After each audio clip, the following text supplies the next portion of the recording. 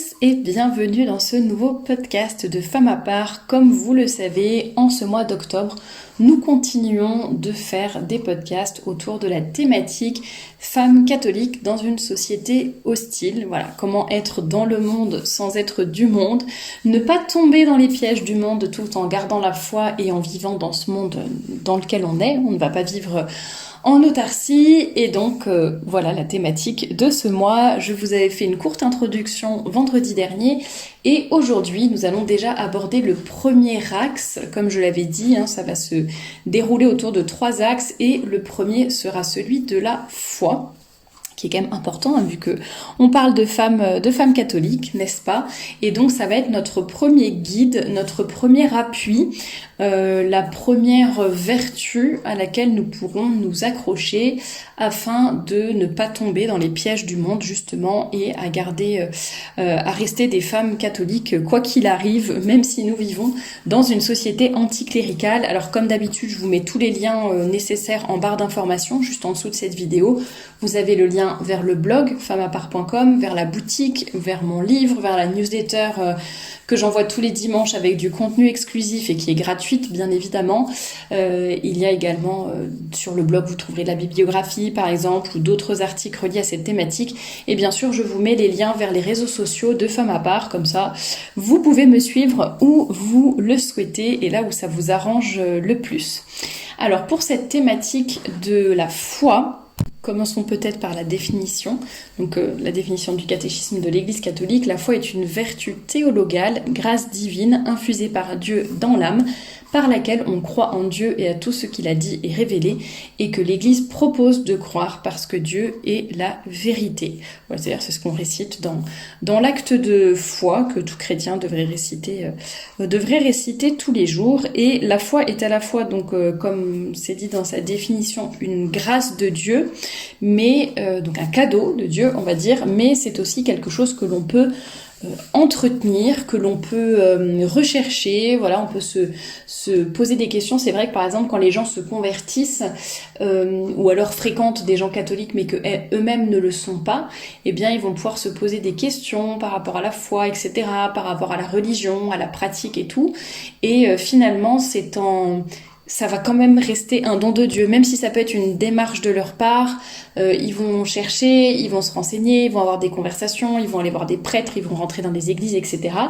Mais à la fin, ça restera toujours un cadeau de Dieu, bien sûr, et quelque chose qui n'est pas tangible, mais qui après se manifeste dans notre vie de façon très concrète, bien évidemment. Alors le premier geste, justement, à avoir envers cette foi qui nous a été donné comme un cadeau, c'est justement de remercier le bon Dieu pour la foi que nous avons reçue. Si vous avez la chance d'être catholique depuis que vous êtes toute petite, merci mon Dieu, c'est une grande grâce. Si vous vous êtes converti, merci mon Dieu également de m'avoir permis de vous connaître et de devenir catholique, de recevoir le baptême, etc. Et si vous n'avez pas encore la foi, vous pouvez tout simplement la demander. Voilà, c'est possible aussi, bien évidemment, de demander à Dieu. Il y a beaucoup de personnes d'ailleurs qui se sont converties comme ça en disant mon Dieu, si vous existez, donnez-moi tel signe, ou tiens, si vous faites ceci ou cela, je croirai en vous. Enfin voilà. Bon, après, c'est pas toujours la meilleure façon de faire, que de faire du chantage au bon Dieu. Bien sûr, ce n'est pas une attitude catholique, mais c'est vrai que parfois le bon Dieu répond à certaines prières pour convaincre des athées ou autres, ou ennemis de la foi, et les convertir. Et parfois, il prend d'autres moyens un peu plus violents, tels que saint Paul sur le chemin de Tarse, qui est tombé de son cheval et qui s'est fait mettre à terre par le bon Dieu, et qui lui est apparu et qui a dit Saul, Saul, pourquoi me persécutes-tu, et désormais tu défendras les chrétiens. Bref, il y a différentes méthodes pour arriver à la foi, mais donc la première chose à faire, c'est vraiment de remercier le bon Dieu pour tout ce que vous avez reçu, pour le don de la foi, pour l'éducation catholique, ou en tout cas pour le fait d'y être arrivée, même si c'est pas depuis toute petite, mais mais voilà, d'être des baptisés ou des futurs baptisés, remercier pour tout ce qu'on a reçu. J'essaie d'y penser chaque dimanche lorsque je vais à la messe, de dire merci mon Dieu de me permettre d'aller à la messe le dimanche et de communier. Je sais qu'il y a des gens qui ne peuvent pas, soit parce qu'ils sont malades, soit parce qu'ils ne sont pas véhiculés, soit ils n'ont pas de messe près de chez eux, ils ne vous connaissent pas, ou alors ils ne vous aiment pas. Voilà, il y a plein de circonstances différentes, mais mon Dieu, vous me faites la grâce et la chance d'aller à la messe le dimanche. Merci quoi. Et c'est vrai que c'est des choses tellement évidentes quand on est là-dedans depuis qu'on est toute petite, mais il faut penser à remercier pour tout ce que l'on a reçu, le don de la foi, la grâce du baptême, de la communion, de la connaissance du bon Dieu, etc. D'avoir pu aller au catéchisme, etc. Bien évidemment, c'est un don que nous avons reçu, mais il faut l'entretenir. C'est-à-dire on ne reste pas sur ses acquis. Quand on est catholique... qu'on a un minimum de vertu, tout du moins on ne reste pas, on ne fait pas le strict minimum dans sa vie, on essaie toujours de faire mieux, de faire plus, et dans le domaine de la foi, et bien par exemple de chercher à mieux comprendre. On dit souvent que pour mieux aimer quelqu'un, il faut mieux le connaître. Plus vous aimez la personne, plus vous connaissez la personne, plus vous allez pouvoir l'aimer. Et c'est pareil avec le bon Dieu. Plus on l'aime, plus on a envie de le connaître, et plus on le connaît, plus on a envie de l'aimer. C'est un peu le cercle vertueux, mais donc il faut toujours chercher à mieux le connaître et à approfondir notre foi. Et à la nourrir, bien sûr. L'approfondir, ça peut être par certains livres spirituels, par le catéchisme, que ce soit vous-même ou en prenant des cours de catéchisme. Pour ceux qui ne peuvent pas trop se déplacer, il en existe même sur YouTube. À l'heure actuelle, je pense qu'on a toutes les solutions possibles et imaginables. Donc toujours essayer d'approfondir notre foi, de ne pas rester sur nos acquis et de nourrir notre foi. Nourrir notre foi, c'est par la prière, par les livres, par la fréquentation des sacrements aussi, aller à la messe, communier, se confesser, etc. Ça, bien sûr, ce sont des choses qui vont nourrir notre foi. Et puis, j'allais dire, au niveau des prières, c'est pas seulement faire des prières toutes faites et des formules connues, ce qui est déjà très bien et qui est une bonne base et que vous pouvez faire bien entendu. Je pense au chapelet par exemple ou au rosaire, c'est très très bien de le réciter tous les jours, alors que voilà, ce sont des formules toutes faites, mais c'est très bien de le réciter. Mais il faut aussi avoir des moments où on a une forme de prière un peu plus personnelle.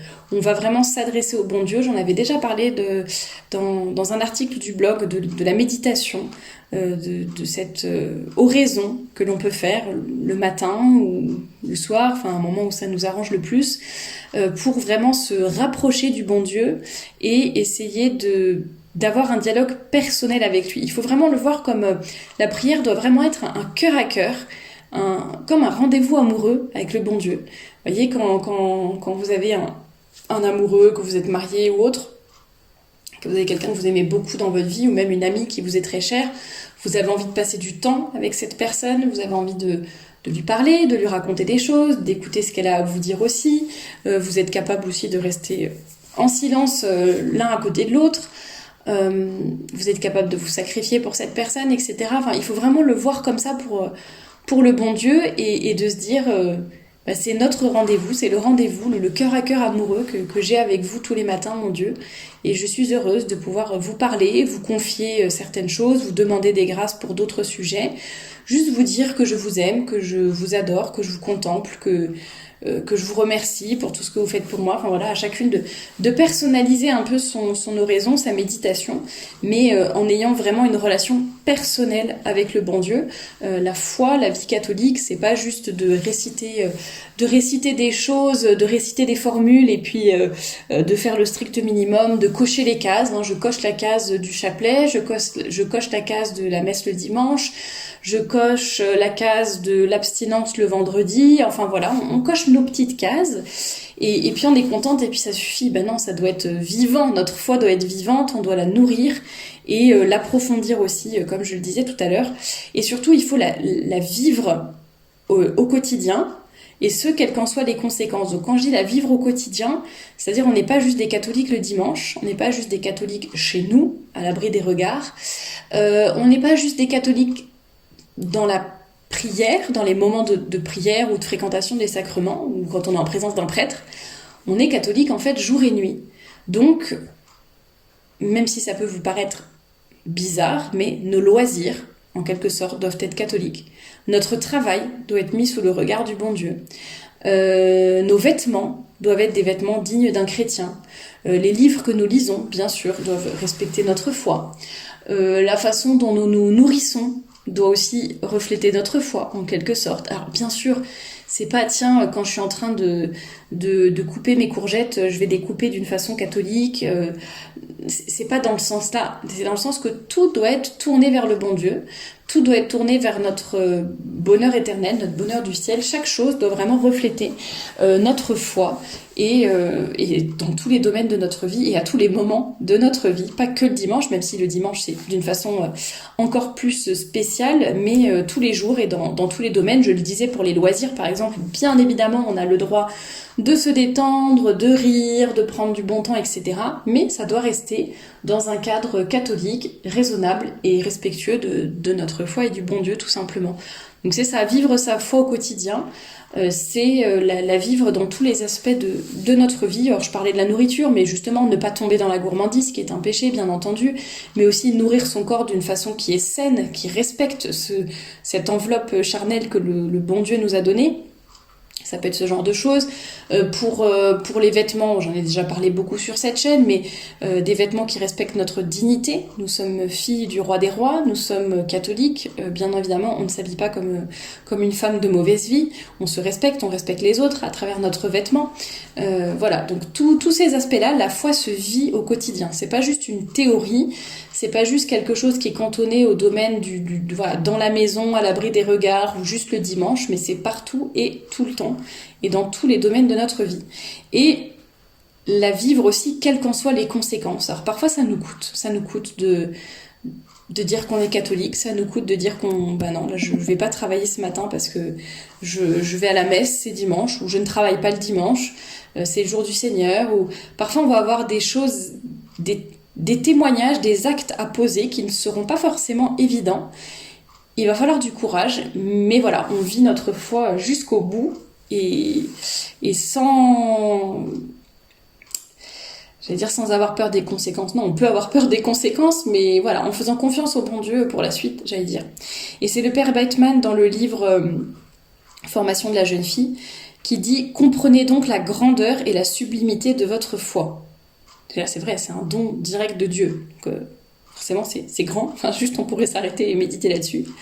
Aimez-la, chérissez-la. C'est la lumière de votre vie. C'est le flambeau qui vous montre le chemin du ciel. Ne laissez pas les vents du siècle venir l'éteindre dans vos mains. Et surtout, vivez votre foi. Sans cela, elle ne sera plus qu'une pauvre petite lampe allumée sur un tombeau. Et ça me fait penser à cette phrase de la Bible... Vous êtes le sel de la terre, vous êtes la lumière du monde, on n'allume pas une lampe pour la laisser sous un boisseau, c'est exactement ça, c'est vivez votre foi, nourrissez-la, sinon elle sera plus qu'une petite lampe allumée sur un tombeau, comme le dit le père Bateman. Donc soyons vraiment la lumière du monde, soyons le sel de la terre et cherchons toujours à vivre notre foi et à la nourrir au quotidien, à la préserver aussi. Faisons attention à nos lectures, faisons attention à nos fréquentations. On est la somme des 5 personnes que l'on fréquente le plus. Évidemment, si on est entouré de personnes, si on choisit de s'entourer de personnes grossières, de personnes anticléricales, de personnes qui blasphèment, de personnes qui sont tombées dans tous ces travers-là, mais qui vivotent tièdement sans la foi et qui donc forcément n'ont pas une vie des plus reluisantes, même si ce ne sont pas non plus des grands brigands, j'allais dire, mais des gros voyous, mais bon, qui sont pas non plus à vous tirer vers le haut. Quand on n'avance pas, on recule. Hein. Quand on n'est pas tiré vers le haut, généralement, on est tiré vers le bas. Hein. Ça, c'est pas juste qu'on stagne, c'est qu'on généralement on est tiré vers le bas, malheureusement. Et donc, il faut faire attention aux personnes que l'on fréquente, aux lectures que nous avons et aux films que nous regardons, bien évidemment, etc. La foi a 2 ennemis mortels, l'orgueil d'une raison qui ne veut pas se courber devant les mystères d'une vie supérieure, et le cœur mordu par une passion mauvaise. Je le disais dans le podcast de la semaine dernière, le podcast d'introduction, qu'effectivement le monde essaye de raviver tout le temps nos passions.